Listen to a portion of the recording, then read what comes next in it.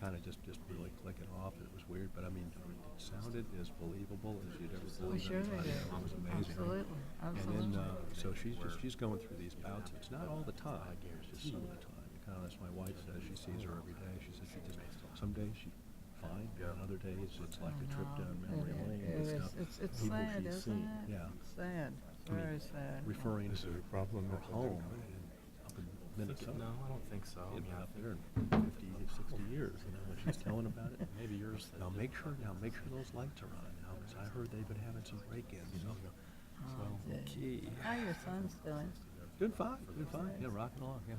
Oldest is interviewing for internal medicine residency. In fact, he's in Corpus Christi, Texas right now. Oh, he He's is? interviewing, kind of interviewing tomorrow. Yes, when will he graduate? In May. It's out in May, so he's And from interviewing medical now. school. He'll Oh find my out. gosh, all these years. So he's going on, but he's he likes Did you so ever far thought Michigan about State going into- University. Have you ever thought about going into medicine yourself? No, I don't have the How brains did for it. I you wasn't do? smart You enough. think you think he got it from you being involved with hospitals, or? I don't think so. I think it's just he's always been good in math and science. I mean, he's got that from his mother. My wife's a real math science whiz. She thought about it. She was actually seen anything engineering. on the email from any of them. No, I didn't. I never had. I was an English major. I never had the smarts in math and science to make it. Healthcare stuff. Well, Always, you always know, been respectful of I don't people know that if do. you've ever told the story of my youngest daughter. Graduated from NC State. It won't be much. Biochemistry and zoology. Okay. And could not get into medical school in North Carolina. Amazing. Where should we start? Got an out-of-state interview from the Medical University of South Carolina. She said, "Oh, 701. me over there next year, I'll get in." I moved her over there. She got a job in the lab. And guess what? She didn't get in. Yeah. Jeez. All right, we do have a quorum, but only barely. As a We'll see. Well, now it's getting better. It works. It And works. she works for And this is the Board of Mayor and Alderman meeting for December 12th, 2013. We will start by rising for the invocation tonight to be given by Dave Groom of Two Rivers Church, and that will be followed by the Pledge of Allegiance. Pray with me. Father, grateful for the opportunity to live in a place where we can have civil discussion, where we can vote people into office, and I pray a blessing over those people that we have placed in authority in this town. Father, I pray just that you would guide the meeting tonight. I pray for the discussion to be honoring and civil. I pray for wisdom and guidance. Father, we pray that you would rule and reign in our hearts. We're grateful that you are God and we are not, and so we praise your name tonight in Jesus' name. Amen. Amen. I pledge allegiance to the flag of the United States of America and to the republic for which it stands, one nation, under God, indivisible, with liberty and justice for all. Thank you, Dave.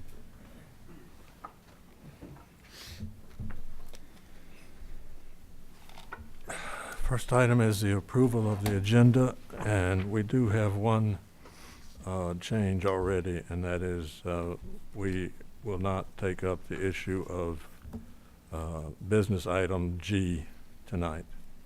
Other than that, is there any wish to alter the agenda at all? I approve the agenda with the omission of business item number G. Second. All in favor say aye. Aye. Aye. Aye. Next item then is the mayor's report, and this is going to be a town hall energy assessment. Mayor, we've got Lori Saw here tonight. She's our sustainability coordinator. She's going to be presenting a report that she's been working on, as well as our interns that we have with us, and I know she'll introduce them in a second as well. So go ahead, Lori. Thanks. Yeah, thank you for having me again. As David said, I'm here tonight. Mostly, I'm just here to introduce my interns, and then they're going to present all the work that they've done this semester. They're actually interns from the University of Tennessee, and they've been working here all semester.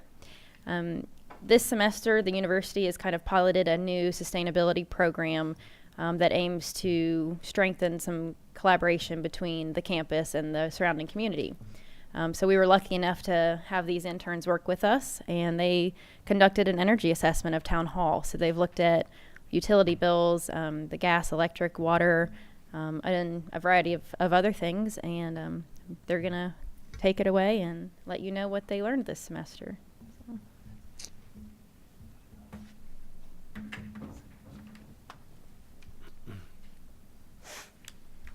Thank you all for having us. As Lori said, Natalie and I have been working this semester on an energy assessment and found that Town Hall currently uses a lot more energy than is necessary. Next slide, please. Okay, the objective of our assessment was to analyze the energy and water use of the town hall and just propose some modifications that would essentially cut back on energy use and cut back on the cost of the utility bill for the town hall. Sorry. And the scope of our assessment included analysis of present energy and water use of the town hall, potential modifications to reduce energy consumption, and initial costs associated with the return on investment. And then we proposed a list of modifications. We ranked those in order by ROI and initial cost ratio. So here's a quick breakdown of energy and water use by category. Natural gas powers heating of about 75% of the building. For water, the main use is irrigation. This is the sprinklers outside, faucets and toilets inside, and appliances that use water like refrigerators, dishwasher.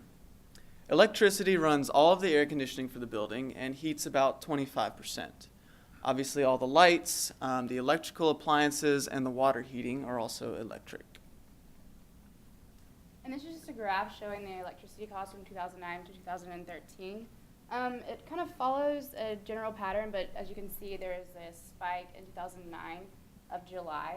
And we kind of related that to possible the temperature being cooler or being hotter outside, so therefore the electricity would be a lot more because your cooling is powered by electricity. You can also see the slight rise in winter because of some of the heating by electric there also. And this is the water costs. We came to the conclusion that for the year 2011, it's a lot higher because there was a lot less rain, so therefore Town Hall used a lot of water for irrigation in that year. And this is the natural gas, and it does follow a general pattern as well, but there's also a spike in 2011, and we kind of associated that with possible the pilot light being left on during an accident, I guess. So let's talk a little bit about lighting. Most of the overhead lighting in the building is T12 tubular fluorescent lamps. These are 34 watt. Basically, these lamps are old and pretty inefficient. You can see here at the front of the room, that's what those long bulbs are there. And these overhead, the smaller ones are fluorescent, which actually are pretty good as far as efficiency goes. So how to save energy on lighting? The first is pretty obvious. Turn the lights off when you leave a room. Return on investment for this is instant because it doesn't cost anything. We suggest installing occupancy sensors in certain rooms in Town Hall. These are small devices, you can see a picture there on the left, that go in place of a light switch. They can be used like a regular light switch, but also programmed to turn the lights off after a certain period of inoccupancy and to automatically come back on when someone enters the room. These would be most effective in certain types of rooms like bathrooms, break rooms, or the room we're in now, anywhere that receives intermittent but not heavy traffic. So for example, say we all leave here tonight, the last person forgets to turn the lights off, they'll go off after 30 minutes or so. We also suggest a full retrofit upgrade of all the outdated lighting in Town Hall. These T12 fluorescent lamps are actually being phased out in most of the country. They can be replaced with 28 watt T8 bulbs, which are more efficient and actually produce better light quality also. The expected return on investment for this is between 3 to 4 years. And there is actually incentive available for this upgrade. TVA has a program that will reward the town of Farragut with a dollar amount rebate for every bulb that's replaced in Town Hall. If all the bulbs were replaced, we could expect a rebate on the order of about $4,000, which would significantly reduce the initial cost of the project. And here's a chart with estimates of the project cost. You can see in the baseline, This is the initial cost, which accounts for the rebate if it were awarded, and the energy savings from the first year. Thereafter, all the positive net cash flow comes strictly from energy savings on the lighting. And the line showing cumulative net cash flow, you can see reach 0, which is the point of return on investment, at about 3.6 years. Okay, and Town Hall's HVAC system is currently really outdated compared to other standards that the EPA has set for HVAC systems. As you can see to your left, there is a duct leakage point, which occurred kind of throughout the HVAC systems that we surveyed. We are aware that there is a contracted company that you'll use to maintain these systems, and they are aware of these problems and are taking care of it. But again, if they are taken care of faster, then this will increase efficiency. Potential modifications would include a behavioral change, just layering clothing when it's cool outside, and then opening a window when it's hot outside. And also programmable thermostats. As you can see, there's one right here. Town Hall has actually 13 thermostats, and this is a programmable one, but they're not being programmed at all, which is it really affects the energy efficiency of the Town Hall. A full HVAC system upgrade is not necessarily needed because it's really expensive, but a partial HVAC system would increase efficiency, just keeping up with the ductwork and maybe replacing the furnaces. Return on investment for these thermostats is we can expect to be relatively quick. Programmable thermostats, if used properly, can yield up to 15% savings on the utility bill. When you consider Town Hall's bills are between $3,000 and $4,000 a month, this is pretty significant savings. Now, the ROI for the full HVAC system upgrade is pretty hard to calculate. It requires specialized professional equipment to actually measure the amount of power drawn by the furnaces when they're in use. But we can say that there would be definite returns in the long term for this project. Town Hall's major use of water comes from irrigation. This also holds the greatest potential for cost savings. Savings can also be realized from installing low-flow faucet aerators. Currently, Town Hall's faucets use 2.5 gallons per minute, and installing these low-flow aerators would decrease it to 1.5 gallons per minute. So return on investment for the water, we expect that attention to irrigation schedules could produce returns. There's currently a system in place to measure rainfall, temperature, and things like that to control the sprinklers. And we think that particular attention to when this system is being used and used properly could produce returns because it doesn't cost anything extra. Replacing the aerators is easy. These cost $2 to $5 a piece at the hardware store. Simply unscrew the old one, put the new one back on. This is a summary of our proposed modifications. We rank these according to return on investment versus initial cost ratio. Of course, the first one and the easiest and cheapest one would be to make a few behavioral changes like we had mentioned earlier. Secondly, the installation of the low-flow aerators just because they're so cheap. And then third, the installation of occupancy sensors for the lighting. The programmable thermostats, as we said, would produce significant savings. We then suggest the full lighting retrofit upgrade. This is a pretty significant initial cost, but it would pay off, especially if that rebate were successfully applied for. Then the HVAC upgrade, as we said, is a pretty serious undertaking, but in the long term, definite returns because of the serious inefficiency of the system. This building is about 20 years old, so there's some serious problems with overhead insulation in the walls, and weatherproofing inside and out.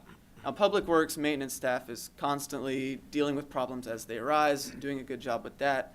But there are definitely some comprehensive structural issues that could be taken care of that would require initial investment just to improve the efficiency of the building as a whole.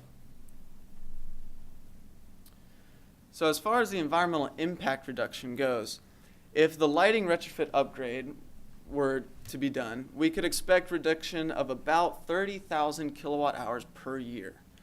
Now, the carbon emissions equivalent to generating this amount of electricity are also equivalent to 2,329 gallons of gasoline combusted in a year, or the average annual driving of 4.3 passenger vehicles. So the amount of carbon we would be saving by not generating this much electricity would be equal to the amount sequestered by 17 acres of U.S. forests in a year. So if this is just the reduction from the lighting, imagine how much more energy Town Hall could save from reducing consumption in other areas as well. In conclusion, Town Hall is currently well below the benchmark energy and water efficiency for similar buildings of this size. We can say with confidence that Town Hall stands to realize real cost savings over a period of time from implementing these modifications that we propose. Now, the best return on investment, as we've said, can result from simple behavioral changes. So any day you're at work in Town Hall, think about how to personally reduce your energy consumption. Thank you all for your time. We can now answer any questions. Gosh, we really appreciate you doing this. Yeah. Good insight. Thank you. Any idea what the cost of all the modifications would be? Altogether? Yeah. Yeah, as we said, it's difficult to truly estimate because with the HVAC and everything, there's actually a company contracted out by Public Works that does maintenance on that. And so to calculate exactly what they would charge for that upgrade is hard to say. But we do have figures for the lighting and a few other things. The report that goes along with this, which you all will receive shortly, has a few more figures associated with that. Mayor, it's safe to say that this would be a major capital expenditure that we would need Definitely. to budget for in order to do many of the things that they're mentioning today. And we've looked into it and actually looked at grant opportunities in the past as well for the lighting that they mentioned and also HVAC. It's just a matter of maybe getting one of those opportunities to unfold for us where we could go forward with it. And I imagine with the age of the building, most of these systems are nearing the end of their useful life anyway, so we need to look at replacing them when that time comes with more efficient equipment which is available.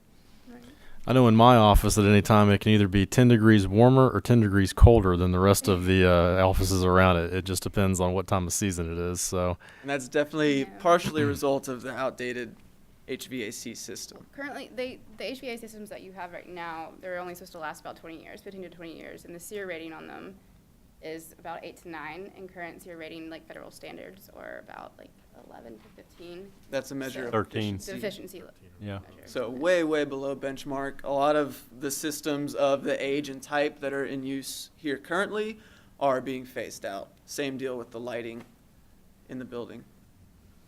I thought it was a very good job. Thank you for presenting that, especially like the listing of things. I think like the faucet aerators and I think the lighting. I know I've done that in our house and we've seen a savings in ours, and I don't think that's all that expensive. I mean, we have been phasing it in our house over several years. But I was curious about the longevity of the lighting. Would you say it's about the same as the current bulbs, or is it better? The than new lights, it is comparable. So it's about 30,000 hours.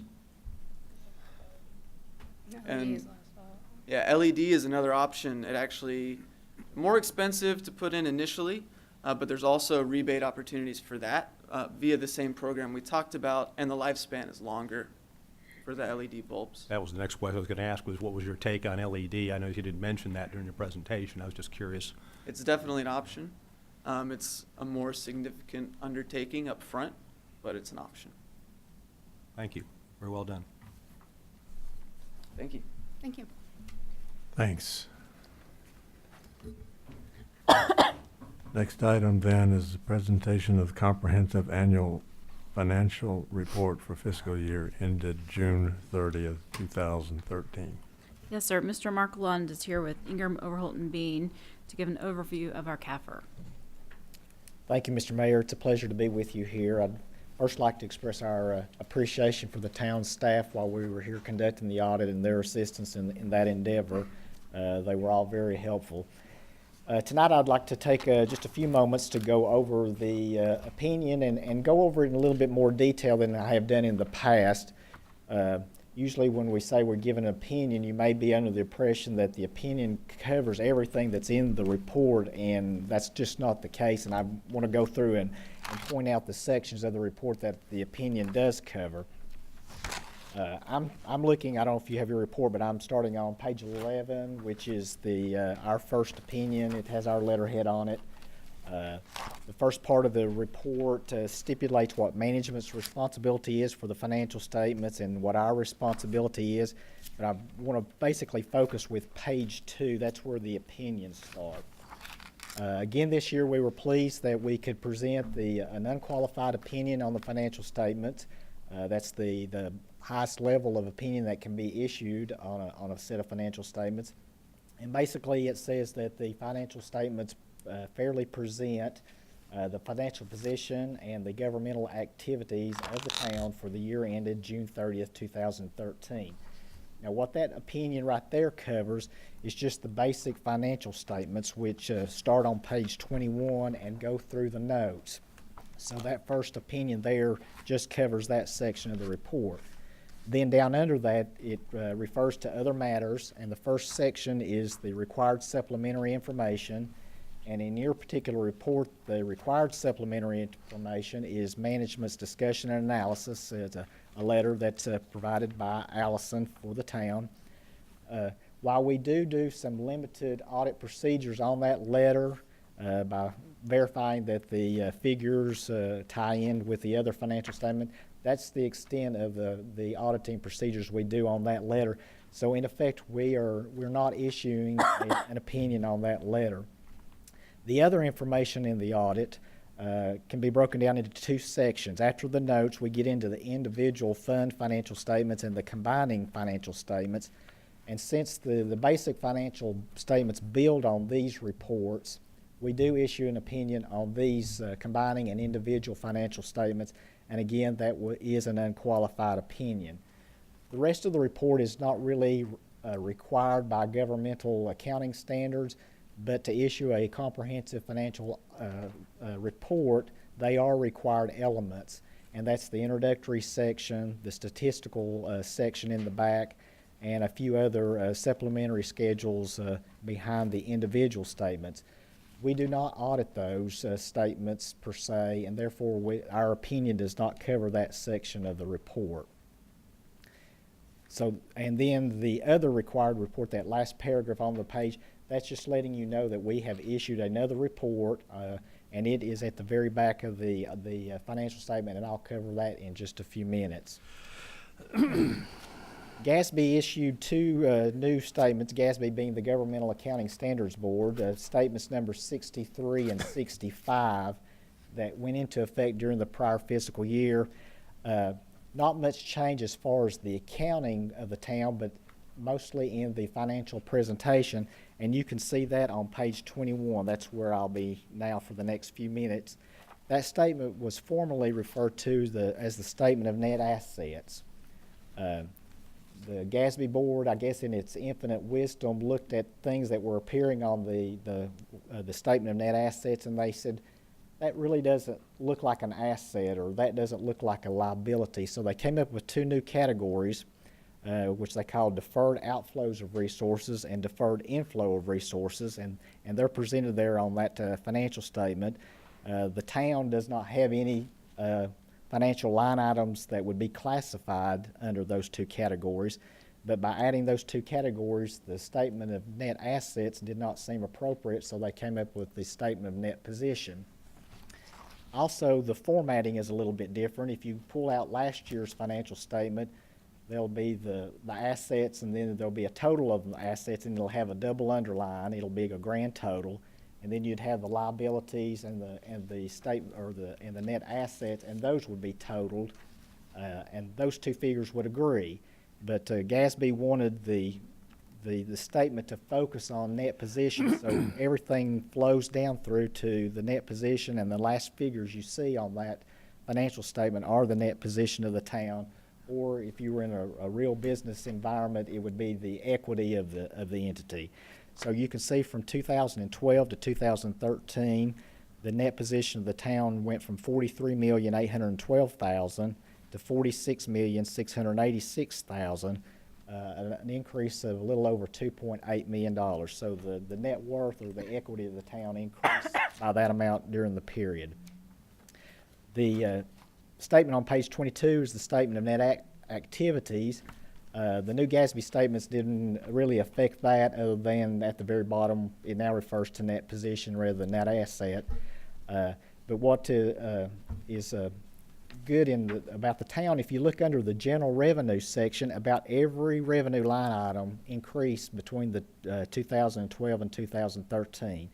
There was overall increase in revenues of about $633,000, with a significant portion of that being the sales tax revenue.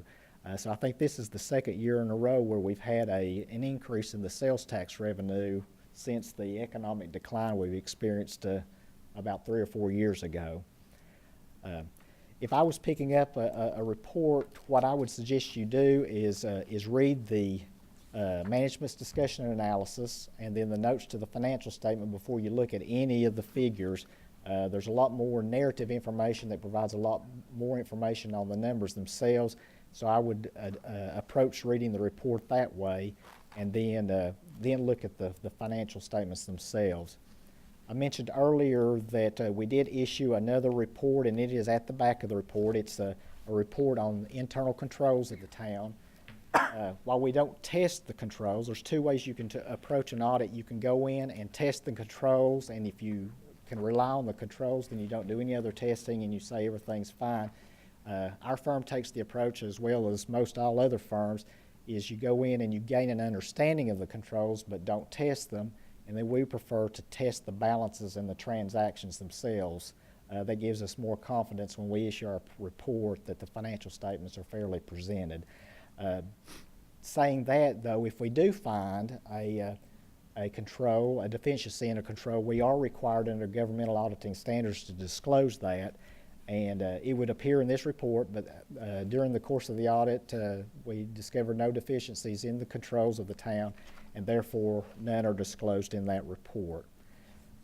That's a quick basic overview of the opinions and a few of the financial aspects of the report. If there are any questions, I would be glad to try to answer those for you at this time. It may be a part of the audit I didn't perform myself, and I may have to get back with you, but we would try to answer those at this time.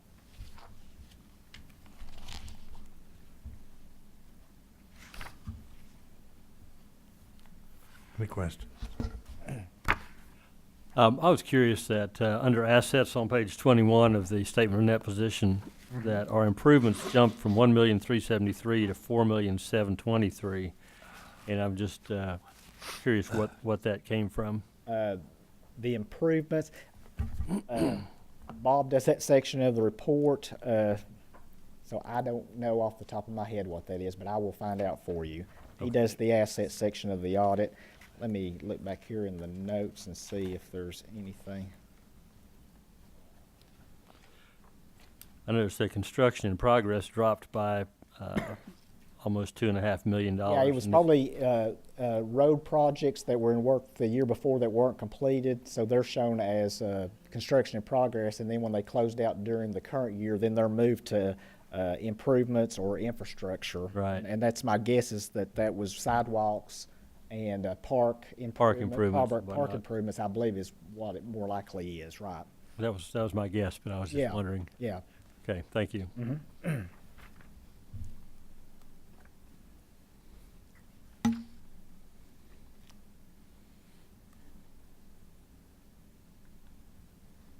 Do we need to approve this, or is it all done? Just a presentation for your discussion purposes and to grill our auditor as much as you want. If there are other questions that come up after you look at this, I'm available for a conference call or to come over here and meet with you at any time. Thank you. Thank you, sir. Thank you.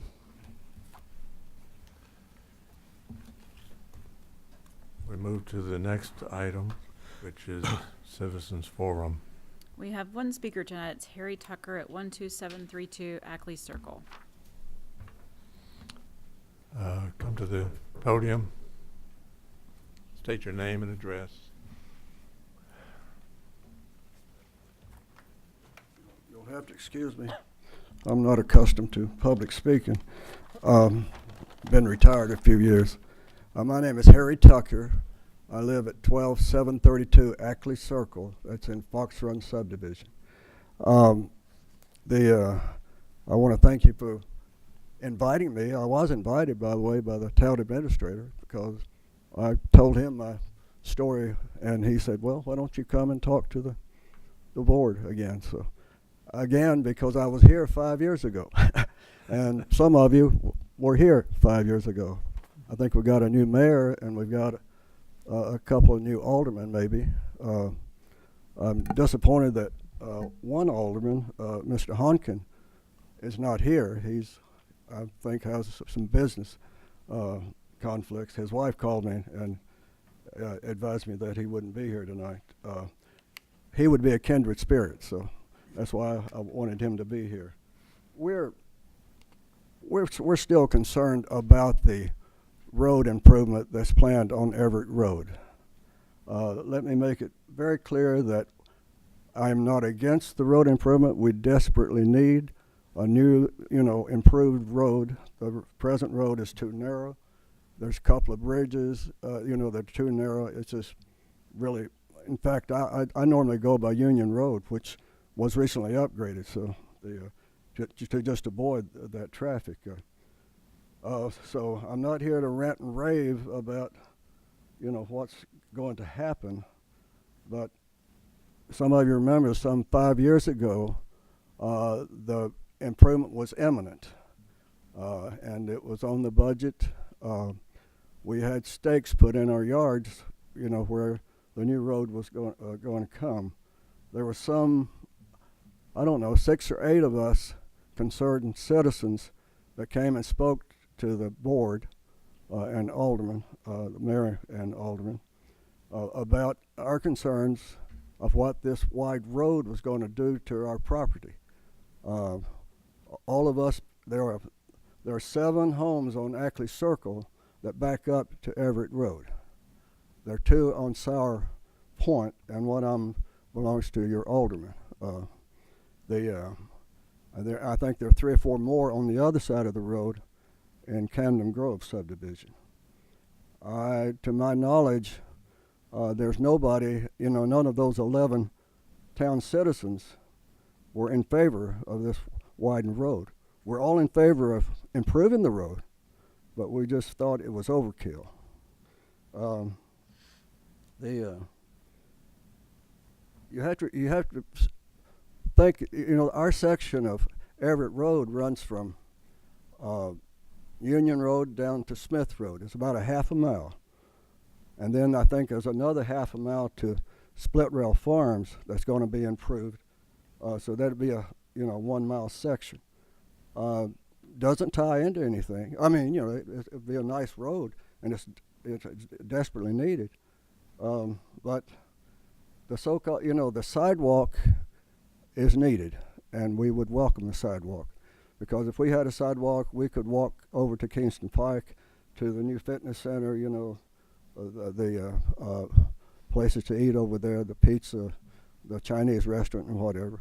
We could even walk. Well, I don't think the sidewalk's all the way to Fox Den yet, but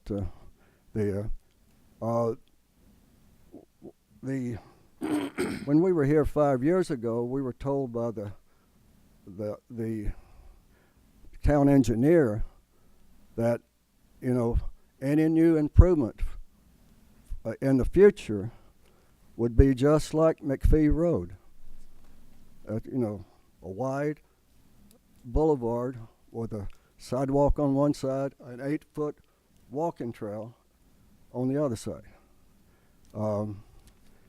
I just really think that doesn't make a whole lot of sense for the project where we are.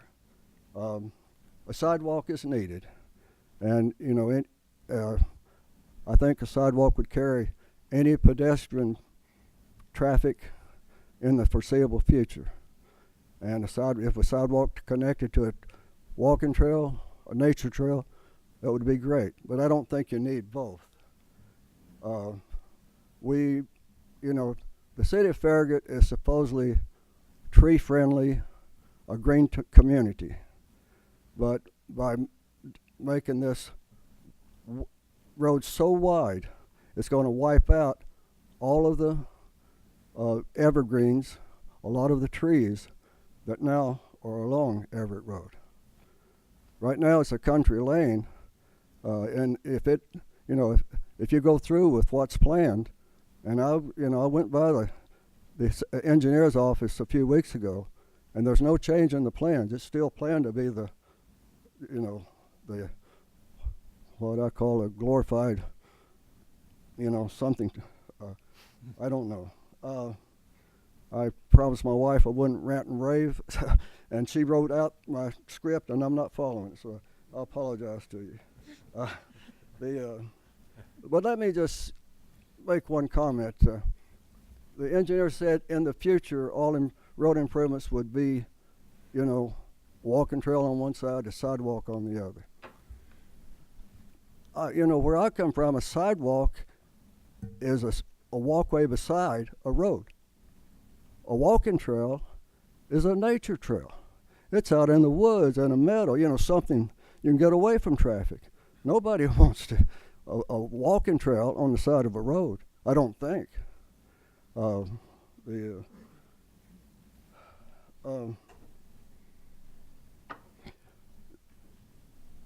Mr. Smith, is he still the town engineer?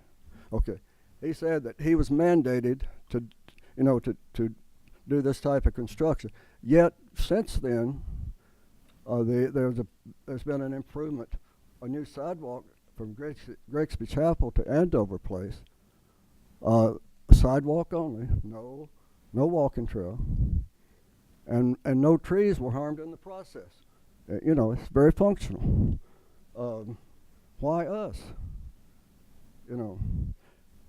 Just a couple of months ago, the intersection on Kingston Pike and Everett Road was completed. A vast improvement, something, stoplight, which we really, really needed.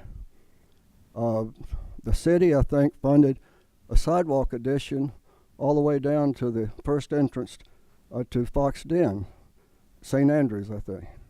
A sidewalk, very functional. There's no walking trail.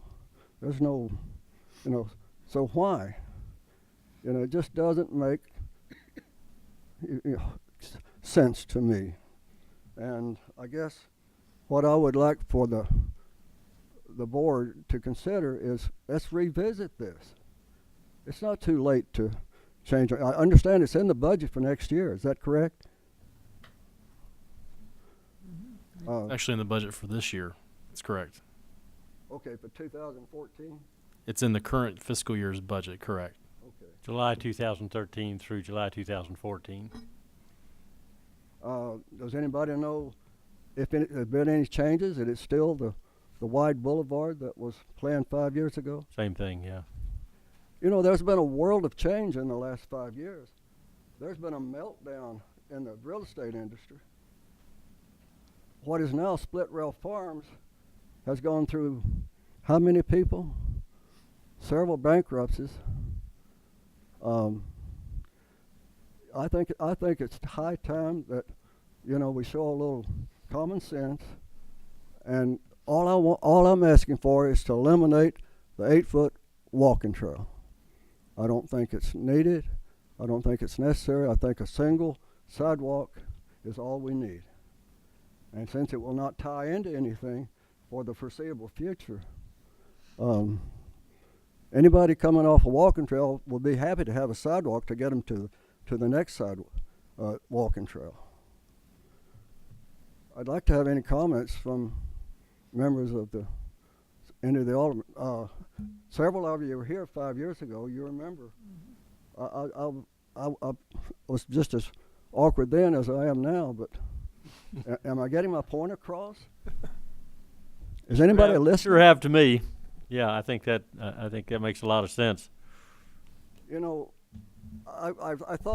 really thought about putting a petition together and getting all my neighbors to sign it and us marching down here, en masse. And then I thought, well, no, let's talk, face to face, and let's just see if anybody's listening. Is anybody listening? I'm listening. I think that's interesting. That road, I drive that road every day, okay. And it is a little narrow, and I can see the problem and the cost of widening it to the extent that's proposed on both sides. And I'm wondering if a compromise might not be in order. What if we just did the walking trail, not the sidewalk on the other side, or an expanded sidewalk? Because we do have part of our walking trail that comes out at the back end of Fox Run and then comes down through Split Rail Farm, will connect across Everett Road into Berkeley Park and Phase 2 of Berkeley Park, the Battery. So the problem is getting from there down to Kingston Pike, and I understand we're going to go under Kingston Pike and connect with McPhee Road and whatnot. So there's a lot of plans trying to interconnect the walking trails.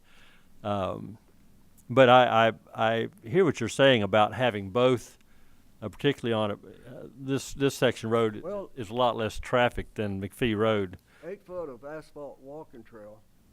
By the time that walking trail is used, there'll be grass and trees growing through it, I can assure you. Oh, really, I'm serious. Think about it. When are you gonna widen the rest of Smith Road? You know, when is the balance of Everett Road going to be widened? And in fact, you know, the upper part of Smith Road is not widened, and we just completed a sidewalk there.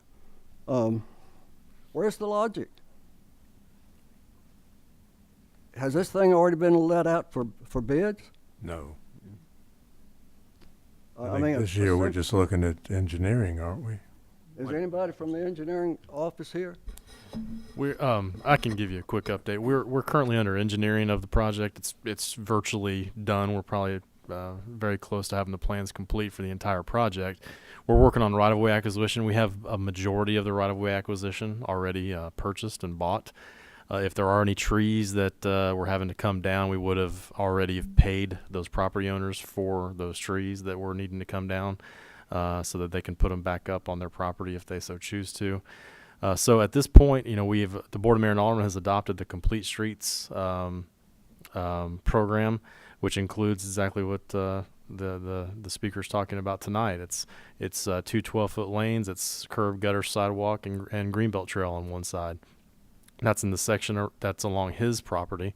If you go from Smith Road north, it's actually 2 greenbelt trails on either side of the road, going up to Split Rail Farm. And the overall project scope of this area is to someday, we've been trying to work with the Andover Homeowner Association about connecting a trail through their property to get to this point.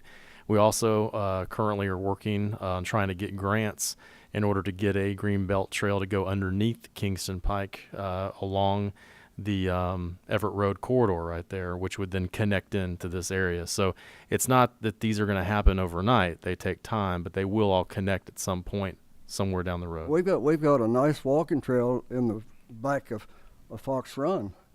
I mean, albeit it's a little steep sometimes. You're not going to ride a bicycle back there. And Right now it dead ends into Everett Road. Right, it There's ends no at way to go Everett from Road. there. Yeah. And so the goal is to get all these interconnected so they can be. And this improvement that's on the budget only goes to Split Rail Farms. It doesn't go all the way up For now. Watt Road. For now, because that's where development stops right now. Can't we save these evergreens that we've got behind Ron's house? Really, 8-foot walkway along with the 2 or 3 feet of berm or whatever, that's probably 10 feet that we could save. And would cut down on the expense. That's money you could use for parks or something else. I mean, everybody's looking at me with blank eyes, but Dot, I'm sorry, I can't. Well, yeah, sir, I understand what you're saying, but we have accepted the complete street. That was our program, and that's what we had wanted, planned. Is it really? The only thing I can think of is that maybe we could revisit it and just see if there could be made any changes. I mean, we're certainly not against you, sir, and we understand what you're saying, but if we've already made this decision. Well, decision was made 5 years ago, and we were rejected. No. We're just town citizens, so we're just trying to get our voice heard. Well, there's a lot of comments about the greenway connections, and as Alderman Markley shared, if you look at the overall map, the goal is to get to that eventually, and we do it piece by piece. We can't do it all at once. We can't afford to do it all at once, so we're doing it a piece at a time. I know where I live, we connected a walkway behind my subdivision. It doesn't really go anywhere yet, but it's part of the overall piece. We just have to have some patience on that because we just don't have the funds to spend and just roll out with everything at once. So it's all part of a bigger plan, and it's on the website of the town. You can see what the projected plan is there down the road, and it's just a piece at a time. So I just would exercise patience on that. I know when we went through it with our subdivision, the same comments were heard. People said, why are we doing this now? It doesn't go anywhere. Well, again, eventually it'll be connected, but we're just doing a piece at a time, and we're tied into the roads that we are working on right now, and this is one of them that's on our budget plan.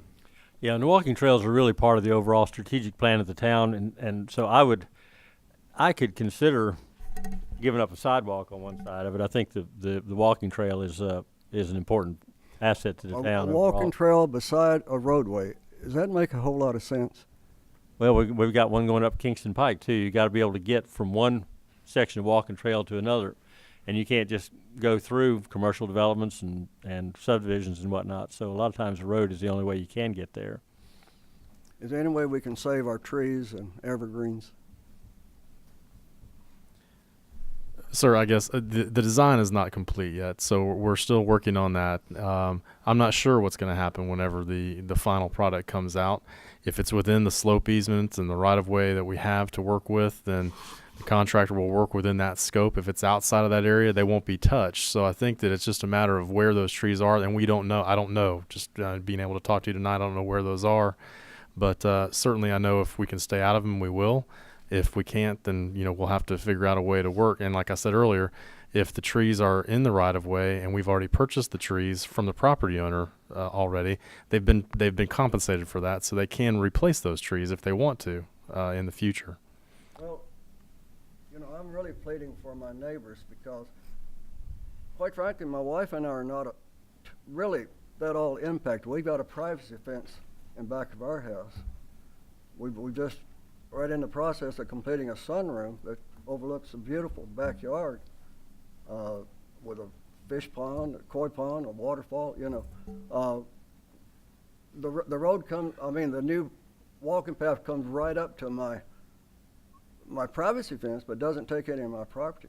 But it will take some of my trees. I haven't been compensated, but when they move that power line, some of my trees are going to have to go. And they're not in anybody's right of way. They're my property. But What kind of trees are they, sir? Oaks. Oaks. Mostly oaks, hickory, some cedar, sometimes. But I'm a master gardener, so I plant everything that's green. It comes up. I've got a garden and the whole 9 yards. I know I'm beating a dead horse, and I can assure you that if there's any accommodation we could make that would satisfy you and us, we will do it. Could I ask to have it revisited? Will there be another hearing when this thing is finalized? I mean, it was finalized 5 years ago. It's got to be stale by now. Well, it's not finalized in terms of engineering. We're doing that right now. Okay, but will there be a hearing where we all have a chance I to think look there at it? will be a time when you'll have a good look at the entire projected project with engineering and all that. Well, I saw it Right in now, next year. it's just still a concept. It's in next year's budget, so Yeah. it means it should start sometime next year. We're heading that way. I'll be happy to have our town engineer, Mr. Smith, contact you whenever we get the final plans in, just to have a sit down with you and let you see what the scope of the project's going to look like around your house, just to give you a better idea of what that ultimately is going to mean to you. Okay, did the secretary give you a copy of mine? Mhm. Okay, I apologize for deviating. Don't tell my wife, she wasn't able to come. Thank you. Sure she's not And by watching? the way, I'm really proud to be a citizen of Farragut. I had to detour by the library tonight. It's the first time I've gone by the park when it's lit up. So somebody's done a beautiful job, and we're very proud of it. Isn't that gorgeous? Thank you very much. I go out of my way to ride past there. It just makes me Yeah. feel good. Thank you. No more, right? No, sir. All right, then we're up to approval of the minutes, November 19th. I'll make a motion that we approve the minutes as written. I will second that. All in favor? Aye. Aye. And I have to abstain. I was out of the country. Next item then is ordinances.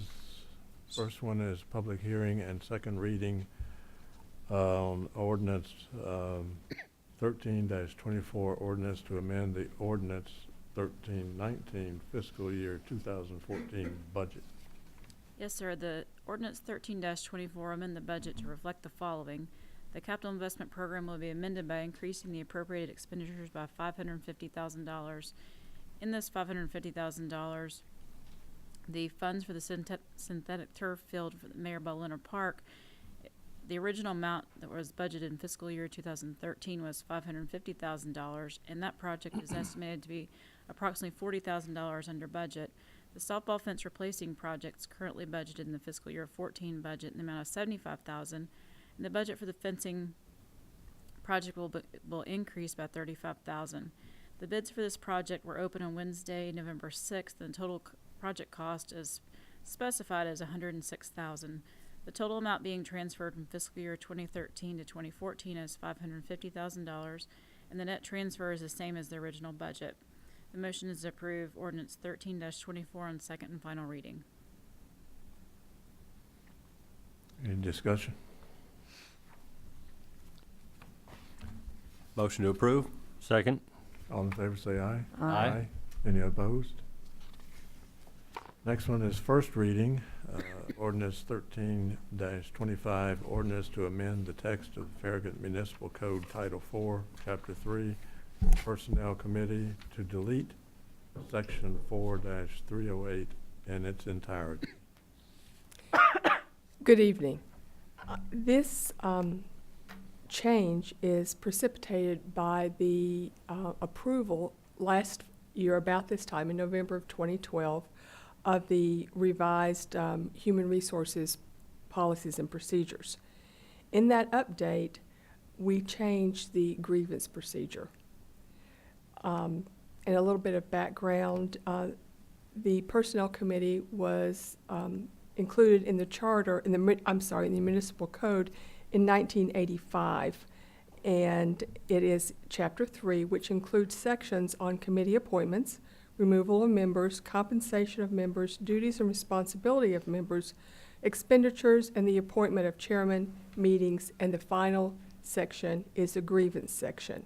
The grievance section reads, in accordance with the Farragut personnel policies, the Personnel Committee shall serve as the Employee Grievance Committee. When we did the Human Resources Policies and Procedures, the board expressed their will concerning employee complaints and disciplinary appeals through that approval. The recommended changes to the town municipal code are solely to provide consistency throughout our town documents. Staff recommends approval of ordinance 13-25. Any I got a discussion? question about, are other towns like Farragut, how do they resolve employee grievances? I mean, do they go through a personnel committee or not? We were the only one in the state of Tennessee that did that. At one point in time, maybe back at 85 when this was passed, more cities did it. I do know of 3 that were doing it at that time that have since disbanded that. So this puts us in line with what everybody else is doing? Yes, absolutely. Okay. Thank you. Then I'll make a motion that we approve ordinance 1325 on first reading. Second? All in favor say aye. Aye. Aye. Any opposed? Now business items. First one is resolution R-2013-08 to establish occupational safety and health program. Good evening again. In compliance with Public Chapter 561 of the Tennessee General Assembly for the year 1972, the town seeks to update the Occupational Safety and Health Program. In December 2005, the Board of Mayor and Aldermen approved the initial Occupational and Safety Health Program. The attached update, which you got in your documents, shows revisions in order to comply with more recent TOSHA suggestions / requirements. It's a little bit of both. This plan is written in order to provide a safe and healthful place and condition of employment. Success of the plan requires the commitment of both management and the staff employees. All employees are covered under this plan. The program plan includes the continued acquisition, maintenance, and use of personal protective equipment, creation and maintenance of records and documenting employee injuries and illnesses, reporting of employee workplace injuries caused by illnesses, TOSHA inspections, employee education and training on identified workplace hazards and TOSHA requirements for safe workplace, and finally, the opportunity for anonymous employee complaints regarding workplace problems / hazards. Additionally, the program plan also requires the appointment of a safety director to perform the duties and exercise the powers assigned in order to plan, develop, and administer this plan program. This resolution names the Human Resources Manager, that's me, as the safety director. Finally, this program plan allows that sufficient funding is authorized by the Board of Mayor and Aldermen to administer the program. Here in the town of Farragut, the safety program funding is included in each department's annual budget under each department's heading. Since the initial town resolution in 2005, state and federal laws have changed somewhat, while the purpose of this resolution has not. In the record keeping and reporting section and the education and training section had the most updates. The remaining update changes were strictly verbiage that better reflects the program plan's intention and its scope. In practice, Farragut has kept up with changes through the years and implemented a lot of best practices. Therefore, this does little change to what we're currently doing. It's more of a just updating what we're doing. And some of those changes, just to give you one quick example, is OSHA has recently come out with a mandate for globally harmonized system for classification and labeling of chemicals. And it kind of speaks to where we are in the world. This is just, I didn't give it to it. They're going on labeling requirements for what we used to call hazmat labels. They're going to look like this, that you're going to get symbols.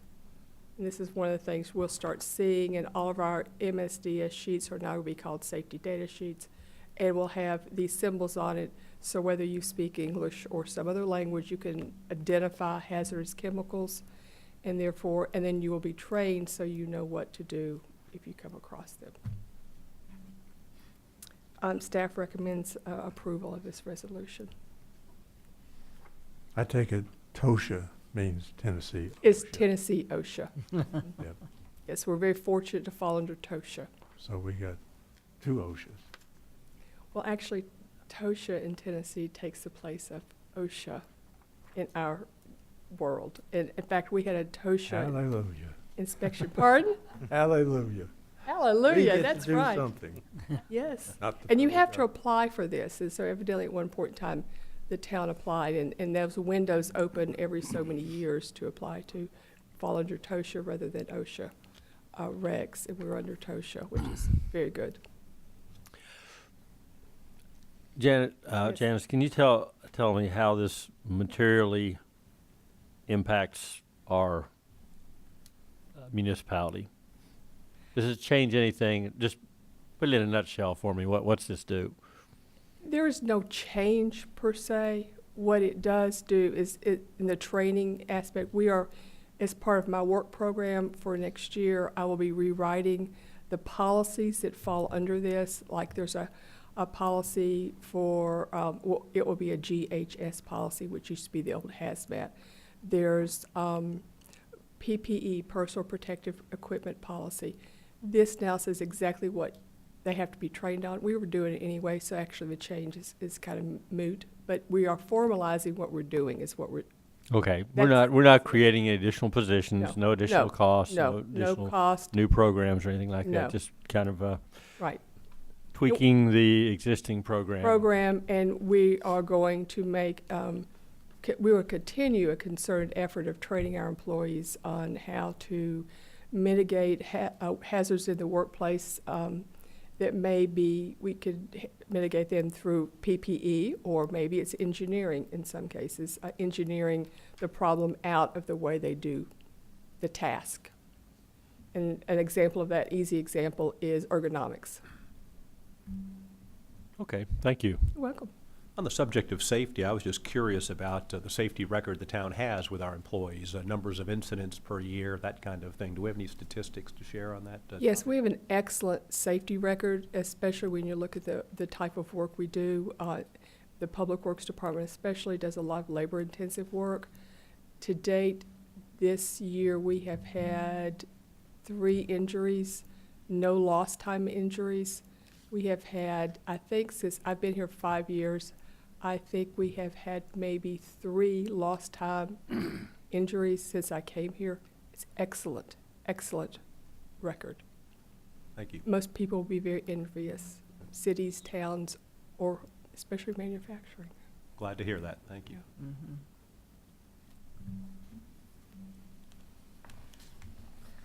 Need a motion. Motion to approve? Second? All in favor say aye. Aye. Next item is approval of revised personnel committee charter. This is the second piece of coordinating our documents in light of passing of the Human Resources Policies and Procedures last year. And this is the personnel charter. Grievance committee is mentioned 2 different times in the personnel charter, once under responsibilities and once under the section employee and labor relations, employee complaints. Our new, in the Human Resources Policies and Procedures, we address it under Article 14, our complaint and disciplinary appeal procedure, where it addresses employee dissatisfaction that may occur as a result of disciplinary action or other work-related circumstances that adversely affects an employee. This article defines the process that an employee may use to address their situation. The final decision regarding an employee's concern rests with the town administrator rather than the personnel committee before. So again, basically, this we're asking for approval of the revised charter solely to provide consistency throughout our town documents.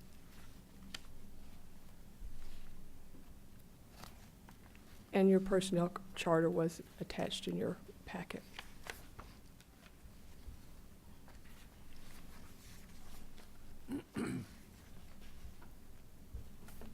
So this just takes away that part that is relevant to the, Grievance committee, yes, Yeah. sir. okay. All right. Do we have many grievances? We haven't had a grievance in quite some time, That's good, thank you. several years. Then I'll make a motion to approve the revised personnel committee charter. Second? All in favor say aye. Aye. Next item is Resolution R-2013-09 Shop Farragut Program. Thank you. Thank you very much, Mrs. Curry. Mayor, this resolution is deals with our Shop Farragut program. This is the 8th year we've done Shop Farragut, and 3 years ago we allowed the FBA to take control over the Shop Farragut program, and they've done an excellent job of taking it to the next level. It's a period of time that runs between the week before Thanksgiving till the end of December, where all businesses in town can put out a sign and try to get attention to their business, and it doesn't. There's no special event sign-ups or anything like that that they have to do. One of the things we did about 3 years ago is we had a blackout period both before and after the Shop Farragut campaign, where no special event signage would be allowed during that period of time. So that way, when the actual Shop Farragut time frame started, you'd see all the signs come out right away, and it'd really get your attention and get people thinking about the businesses in town. And we did it after as well. This year we've had the fitness facilities come and request that we take out the blackout period after Shop Farragut is over, since that is pretty much their busiest time of year for new signups and everything else. And so they've requested that that blackout period for after Shop Farragut that starts January 1st be done away with, and this current resolution would indeed do that. They could still apply for a special event permit during that period of time, so they could use those for next year. But this resolution would amend that. We took this to the Farragut Business Alliance, and their board approved this on November 21st, and we also recommend approval to the board as well. I was amazed there were 5 fitness facilities in a community this size. That's really impressive. That says a lot about the people in the community here. I guess we're all physically fit. I don't know about that.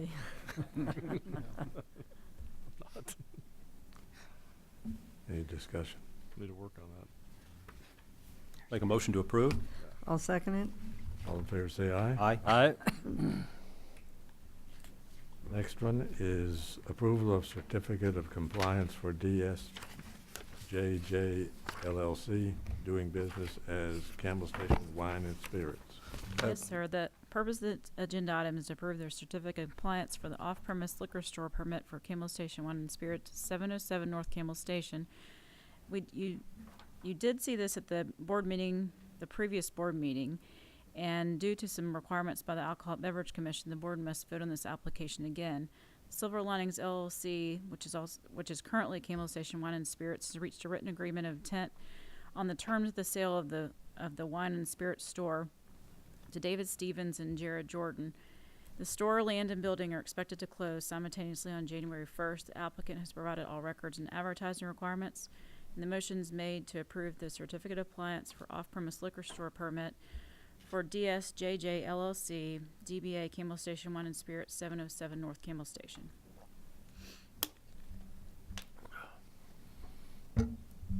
Anything you want to say? We're back doing it again. We had to rerun the ad or the notice of compliance to appease the state of Tennessee. They had to run it 3 consecutive days in the News Sentinel. We originally just ran it in a weekly paper. So, but our packet's in with Tennessee. We meet with them Tuesday morning. We're ready to go, and everything looks like it's going to be approved, and the sale is done except for the signage. And that's about it. We're excited to get started. Good. I'll move approval. Second? Did we get a second? It was by Yeah. both of us. I'll yield to the vice mayor. No, that's all right. All in favor say aye. Aye. Any opposed? Thank you. You're Welcome to the town of Farragut. Next item, approval of request of access to Tanya Drive associated with a re-subdivision plat Yeah. involving the property at 11225 Tanya Drive. Donald Findley, applicant. Okay, yeah, okay, there you go. This item is before you. The property owner at 11225 Sonia Drive is wanting to subdivide their existing lot of record into 2 lots, which is feasible in our subdivision regulations. It's a fairly large lot, and there's an existing house on what would be the eastern lot there on the screen, and they have an existing driveway. If you could go to maybe the next slide, I think. Well, maybe the next one after that. Yeah, there. Okay. It's hard to see this, but their existing driveway actually terminates on what will be the new lot to the west. So their request before they came before the town staff to relocate that access and propose an additional access for the new lot they're wanting to create to the west. The reason this is before you is because this section of Sonia Drive is classified as a local collector street on our major road plan, and access or modifications to accesses onto collector and arterial roads have to come before the Board of Mayor and Aldermen ultimately upon a recommendation from the Planning Commission. There's certain spacing that you have to have between access points onto these non-local streets.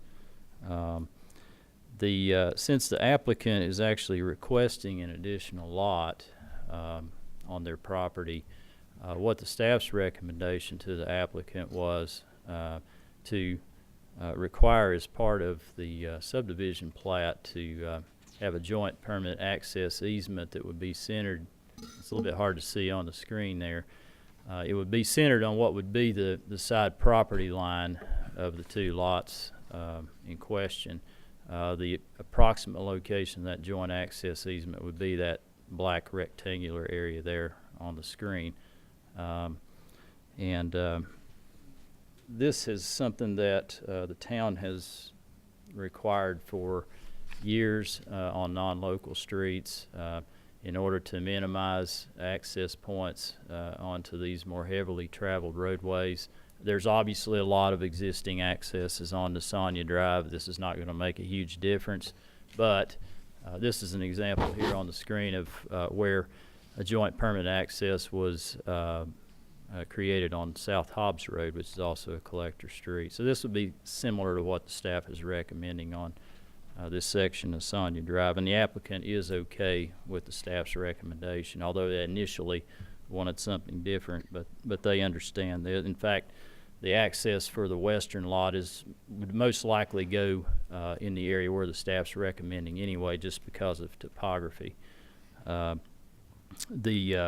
By centering the access along the side property line, you also lessen the amount of variance that would be requested in this case. There's no way to get a new access onto this section of Sonia Drive without a variance of some sort to the 200-foot space requirements that you have on in the ordinance for collector streets. If you could please go back to the let's see. Yeah, that aerial, the one, yeah, that one. You can see there's a lot of accesses in both on the same side of the street and on the other side of the street. So they're going to need a variance regardless, but by centering it in that rectangular area, the amount of variance is limited, which is always what we would want to recommend. And it's good planning and engineering practice to try to not have additional curb cuts, if you could work that out. This was presented to the Planning Commission at their meeting in November. They unanimously recommended to follow the staff's recommendation and require the access to be centered on a joint access easement, and recommended approval of the variance for that location. Does anybody have any questions?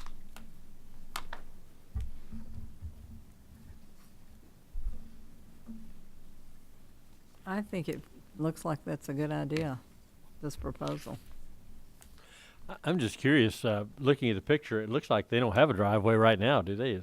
Yeah, it's hard to see on that. It's actually to the it would be the west of that black rectangular area. You can kind of faintly see it there. Yeah, it's on the lower part. Yeah, do they actually have a garage? Yeah, I think they do.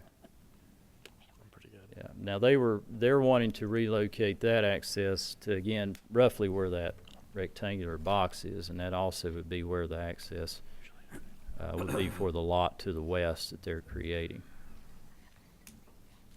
So this drawing by LeMay and Associates. That was the initial request. Yes, that first drawing, it was in the packet. Yes. And really, topographically, if you go out there, an access on the far west end of that new lot to the west really is not probably likely anyway. Yeah, it's the low side. Slope to the left. Yeah. Okay. Yeah, it makes sense. Yeah. Well, I'm good with it. They're happy with it. Looks like it makes sense to me. I'm good. You want to make a motion? I'll make a motion that we approve this plan. I'll second it. All in favor, say aye. Aye. Aye. Aye. Next item is approval of contract for softball field and fencing installation. This project is about replacing the fencing in the softball fields at Mayor Bob Leonard Park. They're about 25 years old. And the backstop area at Anchor Park softball field, and it's about 29 years old. The fences are old, and they are rusted, and they are curling at the bottom. Public Works has been doing a great job of trying to keep things as safe as possible, but it is time for something new. This project actually involves the removal of the existing fencing and bundling this material, furnishing all the labor and fencing components. The fencing would include a coated fence that will stand up a lot longer, look a lot better, and we anticipate that we'll get a longer life out of it rather than the regular fencing. So this is why we're asking for this coated material at Mayor Bob Leonard. We are asking just for the regular fencing material at Anchor because we're just replacing the backstop area. It does not get as much use because that park is not lighted and sees just a younger age group on that field, so it's not quite as in bad shape, except for the backstop area. So staff is recommending that the board approve the total bid for $106,479 to Loudoun County Fence. I'm very impressed with the vinyl coated. I've been to the complex there and also with Knox Sports Park on Oak Ridge Highway, and it really makes a difference. And also the safety aspect on the top part of the fencing. Yes. That was, if you could talk a bit about that, I thought that was a big difference versus the current kinds of. Yeah, our current fence is 6 feet tall, has an open top, so it's raw edges at the top.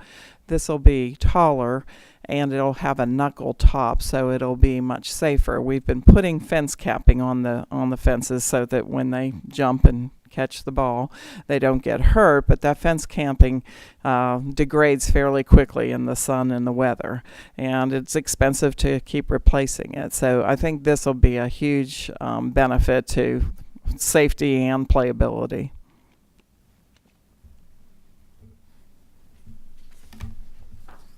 I will make a motion to approve. I'll second it. All in favor say aye. Aye. Aye. Any opposed? Thank you. Thanks. This brings us to the town administrator's report.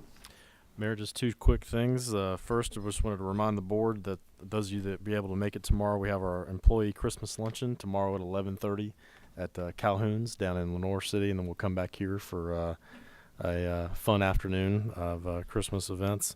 And then also tomorrow for the public is our deadline for the Intro to Farragut program, and we're still accepting applications, so hopefully we'll get some more folks that apply and be part of the program this next year. Do we have many now? I don't remember how many we have at this point, but we can always use more, so we're hopefully we'll get some more in before tomorrow. But that's all I had tonight. Okay. Attorney's report. Well, I know there's a very important football game on tonight, but I need to have an executive session with you all to inform you about a particular matter and allow you to ask. Who's playing? I might go there instead. Well, it's Denver. Yeah. Oh, the Broncos are playing tonight. That's right. So, yeah. of course, you would rather be there, I'm sure. Could I make just one announcement before we go? And that is that the District 2 meeting that I'm the chairman of will be meeting January the 8th in Kingston. And they have a new city hall, and I would like for some of the aldermen and the mayor and our town administrator to go with me to that. And I've given you information at your desk, at your place, at your desk. And is G going to be rescheduled? They're still working on it. Oh. There's some differences of opinion. Oh, okay. I didn't know.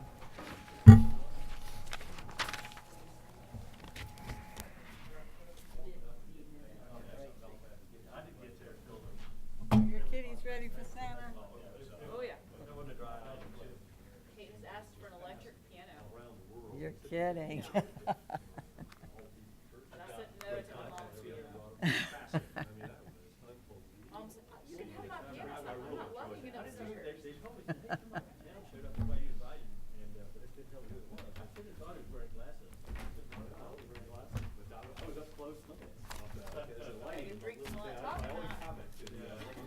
Cottonmouth.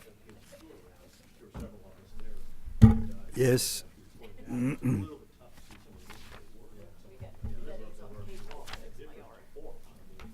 Betty's cable. Are we off? We're not on TV, are we?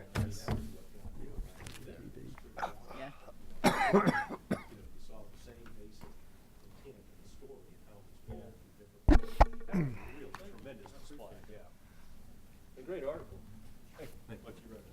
I thought it was too.